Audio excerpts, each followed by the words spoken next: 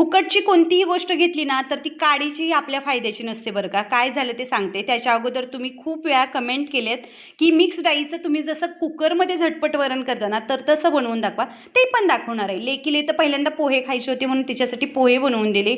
दिवसभर वारं एवढं चालतंय ना त्याच्यामुळे धूळ घरात चाटते म्हणून झाडून देखील दिवसातून 4-5 वेळा काढावं लागते सध्याला. म्हटलं फ्रीज करून साफ करून घ्यावं, पण फ्रीजमध्ये हे जे फ्रीझरमध्ये दिसतोय ना बॉक्स तर तो आहे आईस मेकिंगचा, पण हा काडीचा सुद्धा उपयोगाचा नाही कारण हा मला गिफ्टमध्ये आलेला आहे म्हणजेच फुकटचा आहे म्हणून. त्यानंतर फ्रीज साफ करून घेतला आणि मिक्स डाळीच्या वरणाचं साहित्य काढून ठेवलं होतं. त्याच्यानंतर कुकरमध्ये थोडंसं तेल टाकायचं, बारीक चिरलेला टोमॅटो, मिरची टाकायची, हळद टाकायची, ठेचलेला लसूण टाकायचा आणि स्वच्छ धुवून घेतलेली तूर डाळ आणि मूग डाळ छान अशी मिक्स करून टाकायची. हवं तेवढं पाणी टाकायचं, चवीपुरतं मीठ टाकायचं आणि कुकरला 3 ते 4 शिट्ट्या करून घ्यायच्या. त्याच्यानंतर मी इथं ना आईसचा मसाज करायचं होतं म्हणजे थंड पाण्याने मसाज करायचं होतं म्हणून फ्रीजमध्ये पाणी ठेवलं होतं. सुरुवातीला एवढं अनकम्फर्टेबल फील होतंय पण नंतर मात्र आपला फेस ना एकदम रिलॅक्स फील करतो. त्यामुळे तुम्ही पण ट्राय करून बघा. त्याच्यानंतर माझा स्वयंपाक झाला होता. मस्त अशी वांग्याची भाजी, भात झाला होता.